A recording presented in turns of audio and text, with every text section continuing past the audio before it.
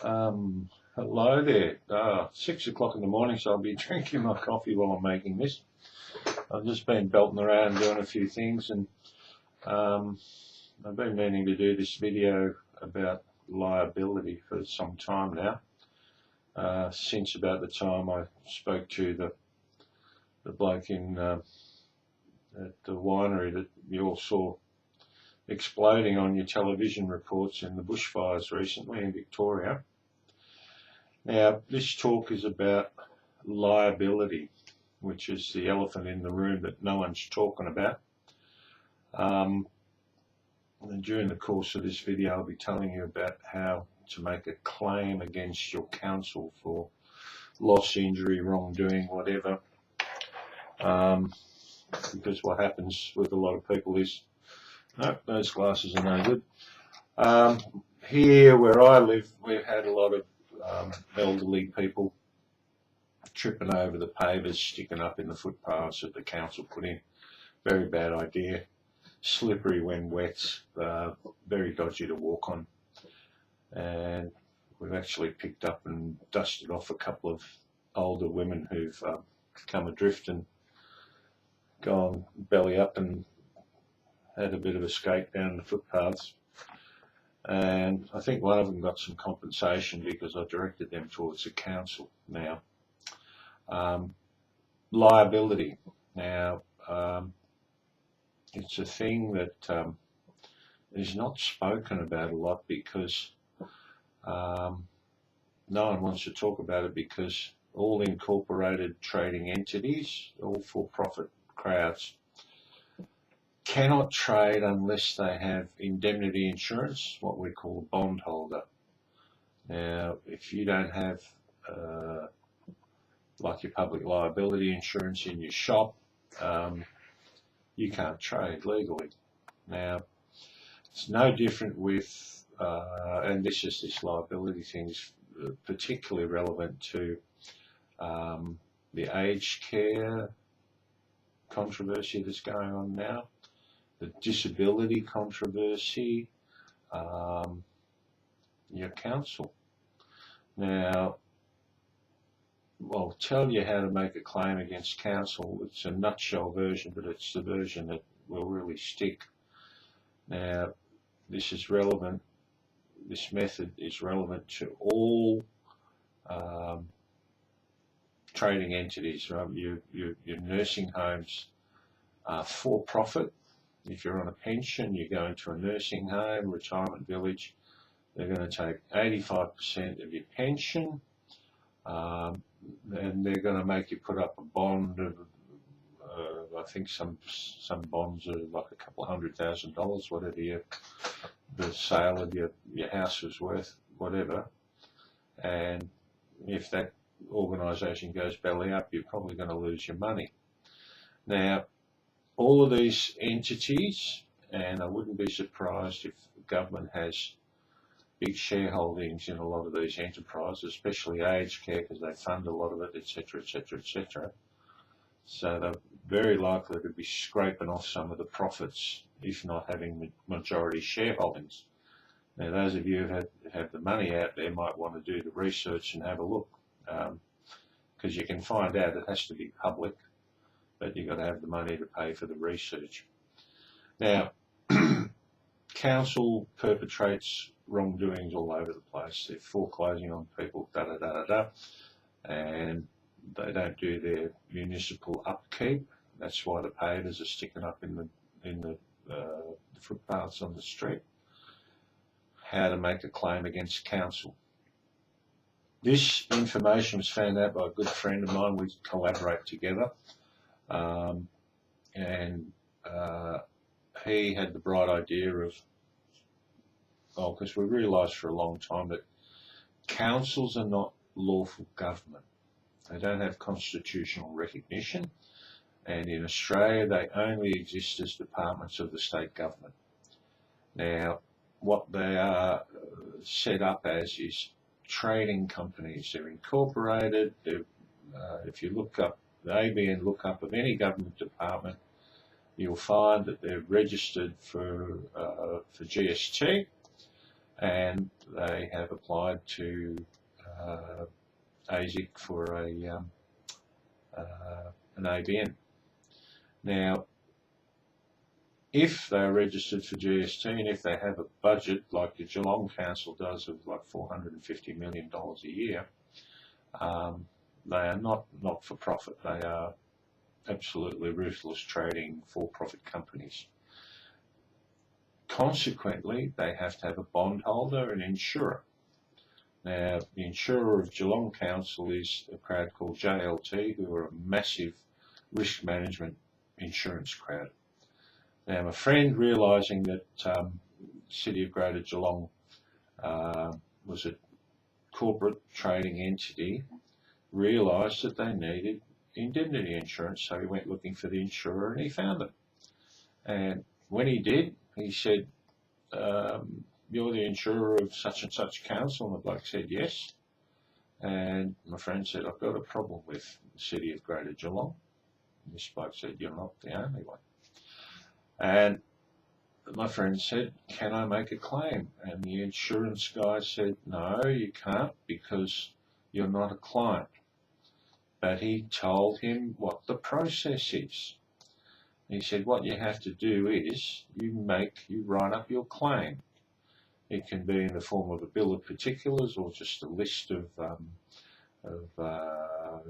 documentation for your loss, injury, harm that's been caused by the council, doctors' reports, receipts, bills for getting your plaster cast done. He said, you take your claim into the risk management department at council, and I've done this for my friend, and once it's at risk management, under their oath of office, they have 90 days to process the claim, verify it, substantiate the veracity of the claim, etc., etc. And if they can't get council to pay the requested damages, whatever, monetary amount, under their oath of office again, they are required legally to send that claim to the insurer, who has a similar amount of time, the 90 days, to process the claim. And if council won't pay the claim, the insurer does. That's all you have to do. This is oath of office, legal, lawful, the whole bit. That's all you have to do. Detail your claims, take them to risk management, and away you go. Now, that's really, really choice information that's fortunately been dug up by this friend, and it applies to everything. Like just today, I spoke to a friend who's quite unwell and had to go into a private hospital for a course of treatment. And in the time she was in that hospital, she was terrorised by the chef, by the nursing staff, and all sorts of hospital staff. Now that is prosecutable and can be claimed for, because that substandard terrorist type treatment is against their code of practice. They'll have a code of conduct, a code of practice, a constitution, a charter, which says that they have to deal with you efficaciously and politely, and not mess around, and especially not terrorise you while you're there for your medical treatment. Now, the situation with the nursing homes aged care thing is that any people who have been mistreated can make a claim for compensation for that mistreatment, because when you're in a nursing home, you are under care, you're elderly, you're under care. They have the nursing home has extraordinarily high obligations towards you because you're elderly, frail. They will have a risk management department because they're big corporate crowds that run these shows, and they are liable for any mistreatment, harm, loss, injury that is incurred on you through their negligence. They have to pay, but you have to know how to make the claim. right? You have to know how to make the claim, and I just told you. So the loved ones who are concerned about their dearest mothers, fathers, uncles, aunts, grandparents in these nursing homes who've been horribly mistreated, the evidence is there. It's been on the news and on the current affairs shows, and there's video evidence of these people getting abused and neglected and forced to do this and forced to do that. That you do not even have to go into a courtroom. The risk management people who cover these crowds will go ape when these claims start coming in. It's going to be a game changer, right? If you do what I'm telling you to do, it will be a game changer.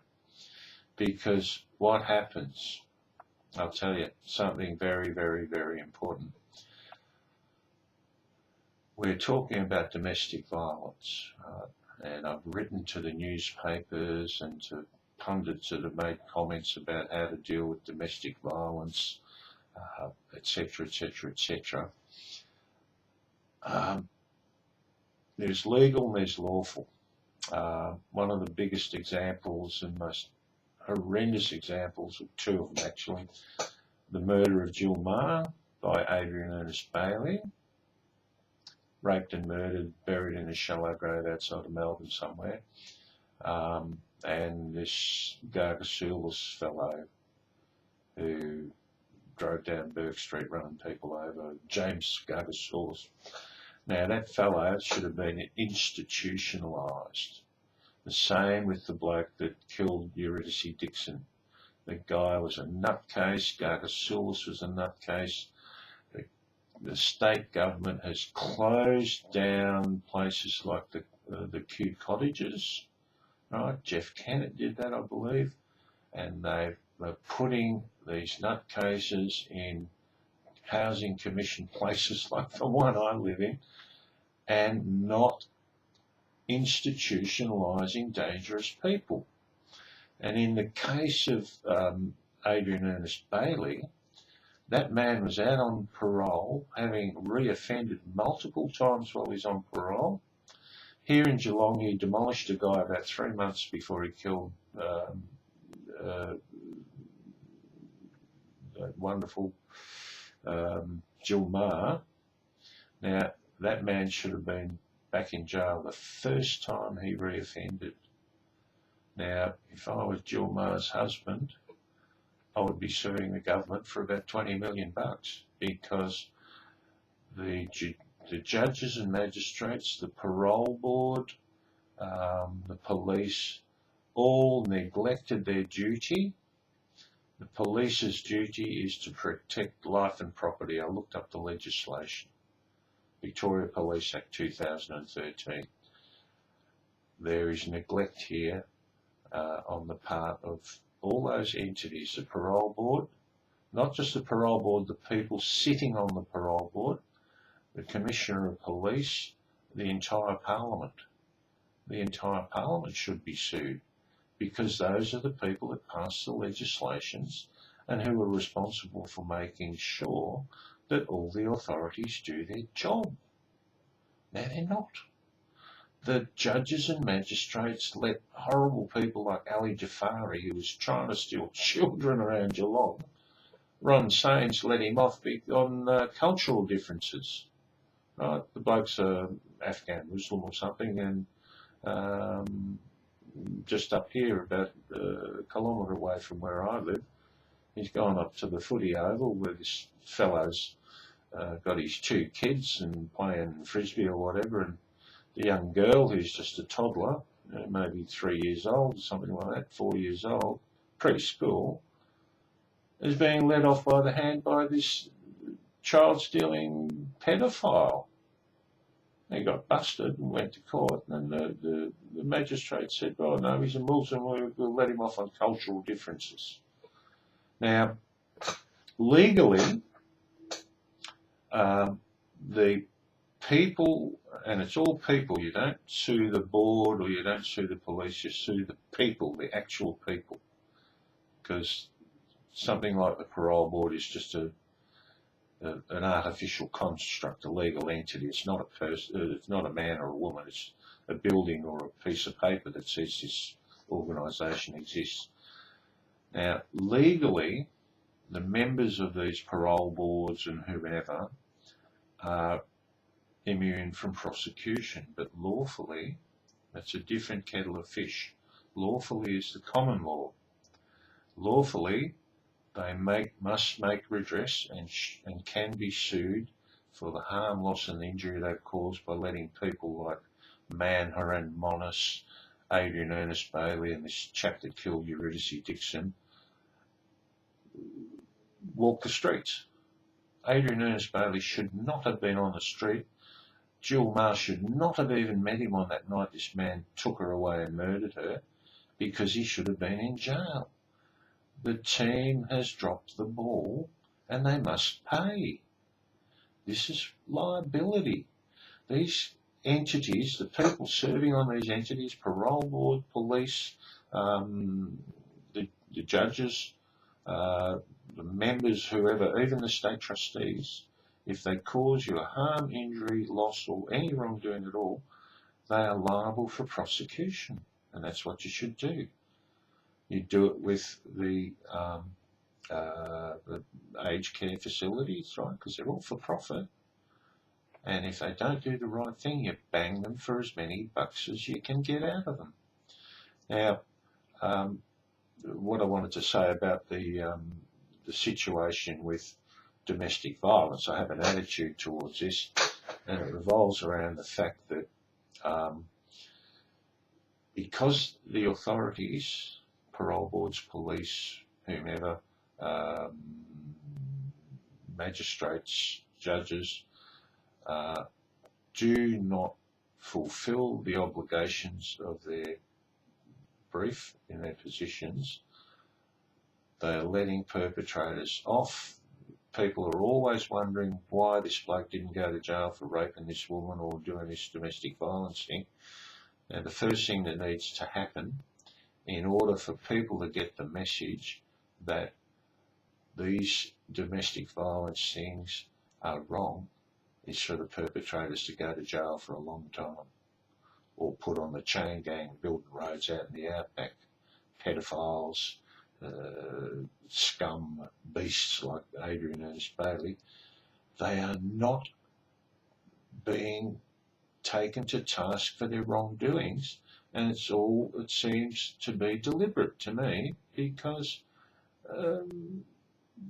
these people are not doing their jobs. The magistrates are letting off people that should be locked up for a good long time, rehabilitated, whatever. The state governments are not maintaining facilities for these crazies like James Gargasoulis. Because they're not doing it, they're liable. And you hold them to account, and as soon as you people out there who are watching this take these people to task, sue these entities, you only have to make your claims, you won't even have to go to court.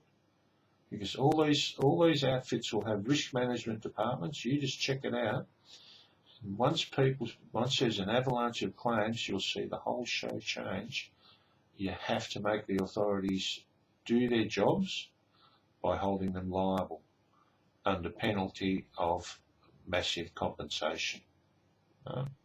Governments are making money hand over fist because, say, the police, they're not doing their patrolling because they're interested in their bottom line.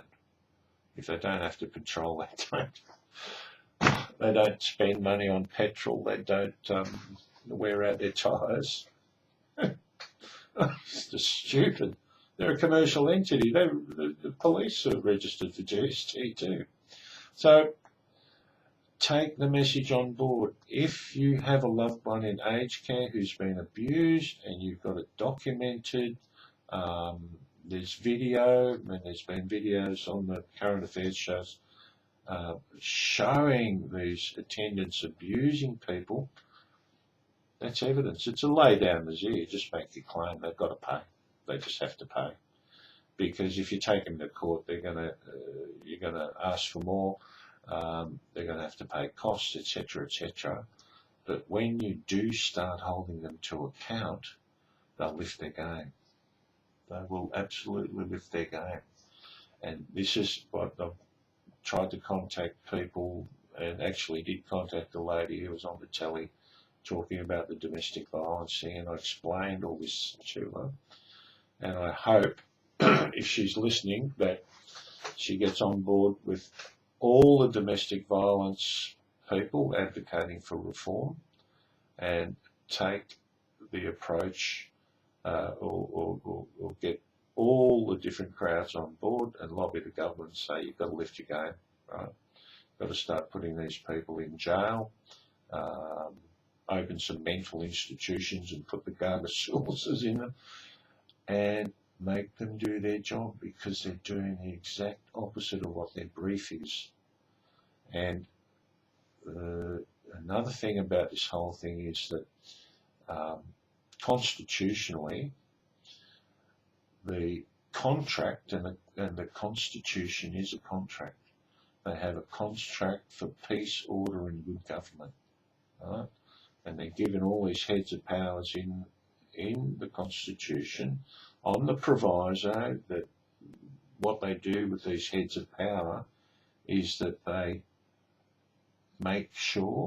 ensure that they deliver peace, order and good government. And that is the exact opposite of what they've actually done, because this is worse than the Wild West. You have to hold them to account. I've told people here how to make a claim in Geelong against the council. I want to see an avalanche of complaints, because eventually when the insurer, if they have any integrity, get an avalanche of claims, you're just going to have to say to council, sorry, you're too much of a risk. We can't insure you. And what's going to happen then? Council can't trade. So they'll have to lift their game. And they've perpetrated a lot of wrongdoings. Our council, your council has too.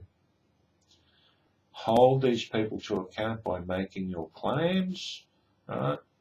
And as with the council here, they're under oath of office to process the claim. And if they don't want to pay the claim, they have to forward it to the insurer. And the insurer's going to get sick and tired of being sick and tired and say, look, you're just going to have to lift your game. And you people out there listening to this video, watching this video, are the ones that are going to have to start the ball rolling. So do it. Right? I'm taking a claim in for the friend who found out all this, working on another claim for someone else, and I'm working on the claim for the friend who got abused in hospital, just got out the other day. And we're going to rock the Casbah a bit with this, because we're going to hold all these people to account. The people, not the institution. You address your claim to the man or woman acting as in whatever position, the risk management department of whatever corporate trading entity, for-profit entity you're dealing with, and that's it. That's the biggest secret and best kept secret in town, because the thalidomide people were on the TV the other day rattling the government's chain, saying we want some compensation, recognition, etc., etc. If they knew how to make a claim, it'd be a different story, because they get somewhere then. The government will just tell these people to go away, do nothing. Right? I'm telling you how to get something done, so get in there and do it, okay? There are other videos on the page this is going on to. I'll put some links with this. They'll be there once it's up on the internet. Now, have a look at the economic genocide. Economic genocide in Australia, I think I called that video. That is happening. That is happening. And that's a massive breach of trust and breach of contract by our federal government. That needs to be addressed as well. Okay? So, done this for your benefit. It's 6:30, in about another half an hour the supermarket will be open. I'll go and get some breakfast. So take this advice on board, right? Because you just make your claim, address it to the man or woman at the risk management department of whichever entity you're dealing with, and take it from there, and don't take no for an answer. Okay, so Andrew down there at the Jinx Winery, this is for you.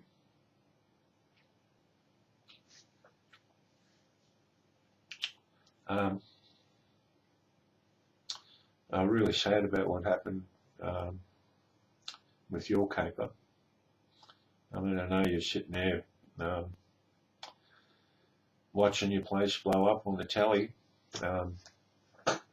You need to make some claims for that one too. It's a great business. I've got the websites up. I get the website up every now and then and have a look at this splendid facility you had there, your life's work. Go to town on them, mate. Okay, I've got more information for you when you get back to me. I know you're really busy sorting out all your stuff there, but we're here to help, okay, and we will. So it's especially for you, no? And everybody else as well. We want to see our governments brought to account and do the job they're actually contracted to do, as your council is and as your aged care facility is. They're all for profit. They only care about money, and they flesh out their bottom line by skimping on you. So all right, get stuck in it. I want to see lots and lots of claims happening around the country. So get down and start making your claims, write them up, get your documentation together. All right, that's nearly half an hour. I'm going. I've got a couple more videos to throw up on the internet, and I'll do those soon. So take this advice and use it to your best effect, and benefit your loved ones in those aged care facilities with a bit of holding to account of these people that are doing your loved ones over. Okay? All right. Thank you.